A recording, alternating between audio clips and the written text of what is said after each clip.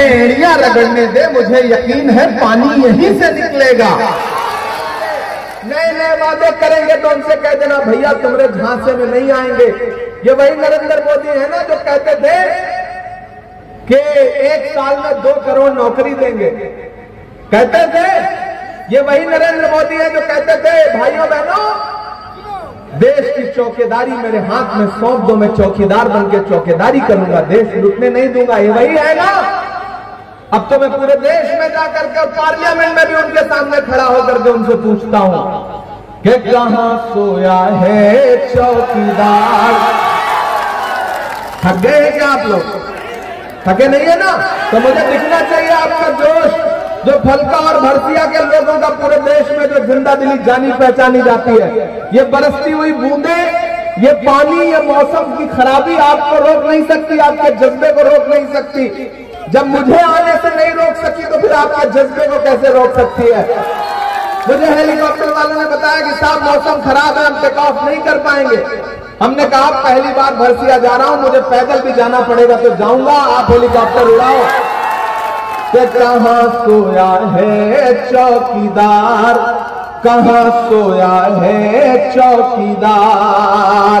अब बिहार में बन जाएगी तेजस्वी सरकार, कहां सोया है चौकीदार, कहां सोया है चौकीदार। के चाय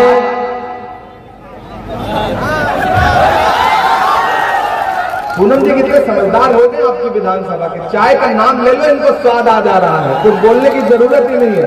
कि चाय बेचने वाला पूरा भारत बेच रहा है। बेच रहा है कि नहीं बेच रहा है?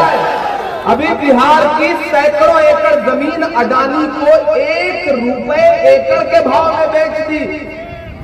जिस खेत में आप धान उगाते हैं, मक्का उगाते हैं, जिस खेत में आप गेहूं उगाते हैं, मछली पालते हैं, वो जमीन अडानी को कितने में बेचती? 1 रुपए की 1 एकड़। किसने बेचा? नरेंद्र मोदी जी ने कहा, उनके दोस्त नीतीश कुमार जी ने गुजरात के हमारे व्यापारी जो हैं अडानी जी को दे दिया। तब इमरान हिम्मत करके ये पंक्तियां पढ़ रहा है कि चाय बेचने वाला पूरा भारत बेच रहा है, इसी काम में हासिल से महारत बेच रहा है। कि रेल बिक गया, तेल बिक गया, बिका हवाई अड्डा। तैयार रहिएगा अगली लाइन पे। कि रेल बिक गई, तेल बिक गया, बिका हवाई अड्डा, सब कुछ बिकता देख के खुश हैं अपने जेपी नड्डा। के जनता महंगाई की मारी कर दी हाहाकार, कहां सोया है चौकीदार, कहां सोया है चौकीदार। अब बिहार में बन जाएगी तेजस्वी सरकार, कहां सोया है चौकीदार, कहां सोया है चौकीदार। जहां जहां मौजूद है उठाइए अपना एक एक हाथ बहन पूनम पासवान के लिए। जहां जहां मौजूद है उठाइए अपना एक एक हाथ। भरोसा दिलाइए मुझे कि मेरे आने को मायूस नहीं करेंगे। इस बहन को बहुत बड़ी जीत के साथ एक एक वोट दे करके बिहार की असेंबली में पहुंचाने का काम करेंगे। आप इन्हें बिहार की असेंबली में पहुंचा दीजिए। मैं राहुल गांधी जी से पर्सनल तौर पे गुजारिश करूंगा कि इस बहन को मिनिस्टर बना करके वापस तोड़ा भेजे, हल्का भेजे। मेरी इनसे गुजारिश रहेगी। तो साथियों,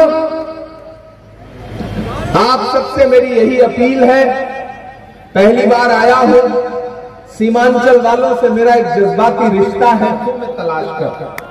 मैं उत्तर प्रदेश से आया हूं, मैं देख रहा हूं किस तरह से लोगों के घरौंदे उजाड़े जा रहे हैं। मैं देख रहा हूं असम में किस तरह लोगों की छतें छीनी जा रही हैं। बिहार वालों, आपकी एक गलती आने वाली नस्लों पर भारी पड़ सकती है।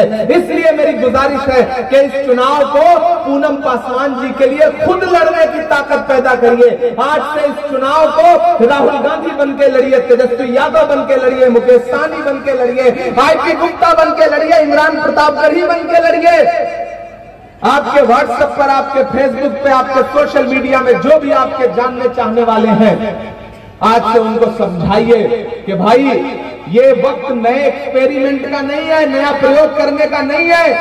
ये वक्त बिहार की सरकार बदलने का है, नीतीश कुमार जी को रिटायर करने का है, और गुजरात के वो व्यापारी जो दिल्ली में बैठ के ये सोच रहे हैं कि वो रिमोट से बिहार की सरकार चलाएंगे, उनको बताने का वक्त है कि लालू यादव जब आपकी नफरत वाली ताकत के सामने नहीं झुका, तो तेजस्वी यादव भी आपकी नफरत वाली सोच के सामने नहीं झुकेगा।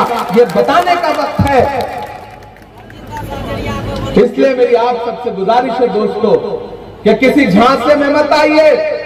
झांसा राम आई, एक भी वोट इधर उधर बर्बाद नहीं करना है।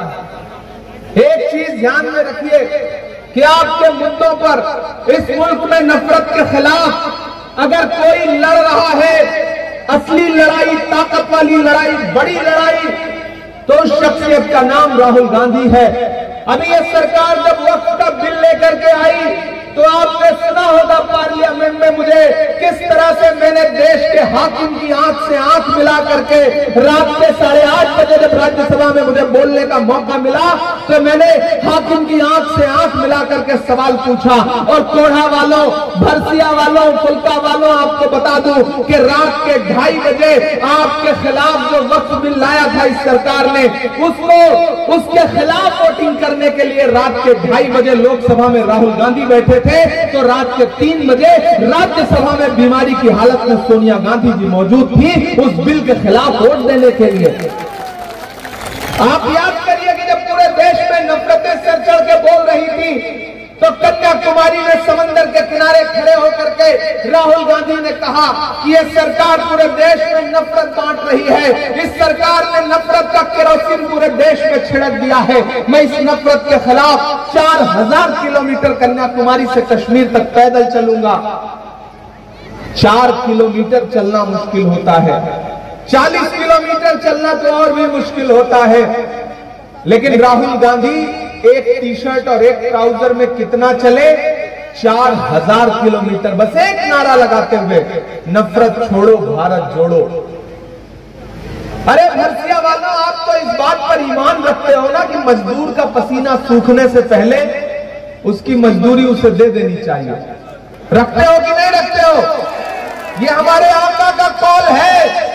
मैं इस बात पर ईमान रखता हूं कि मजदूर का पसीना सूखने से पहले उसकी मजदूरी उसे दे देनी चाहिए। तो फरसिया वालों, फुल्का वालों, फलका वालों, मैं आपसे गुजारिश करते हुए कह रहा हूं कि मैंने देखा है राहुल गांधी के पैर के छाले, मैंने देखा है राहुल गांधी के माथे का बहता हुआ पसीना। अभी वो पसीना सूखा नहीं है। मैं आपके बीच में राहुल गांधी की मजदूरी मांगने के लिए आया हूं कि उस आदमी ने आपके हुकूक के लिए पूरे देश में लड़ाई लड़ी है, नफरत के खिलाफ आवाज बुलंद की है, और आज उन्हीं राहुल गांधी ने बहन पूनम पासवान को अपना नुमाइंदा बना करके आपके बीच में भेजा है। और इस बार तो मामला और अच्छा है, पूरे बिहार में एक हवा चल रही है। मैं बछवाड़ा से लेकर, नालंदा से लेकर, बिहार शरीफ से लेकर खगड़िया होता हुआ यहां पहुंचा हूं। एक तरफा महागठबंधन के पक्ष में माहौल है। आने वाली 14 नवंबर को जब रिजल्ट आएगा तो देश देखेगा कि किस तरह तेजस्वी यादव बिहार के मुख्यमंत्री बनने जा रहे हैं। एक युवा के हाथ में कमान आने जा रही है। चाचा नीतीश कुमार जी की तबीयत ठीक नहीं है, कब क्या बोले, कब क्या करें, कुछ समझ नहीं आता। आज सुबह मुझसे मीडिया वाले पूछ रहे थे नीतीश जी के बारे में क्या कहेंगे। हमने कहा भाई बिहार हम जब से आए हैं, यहाँ भोजपुरी में एक गाना बहुत बज रहा है कि छन छन बदले तोरे मिजाज रजऊ, दगाबाज रजऊ, धोखेबाज रजऊ। तो हमने कहा ये गाना नीतीश जी के लिए ही बना है।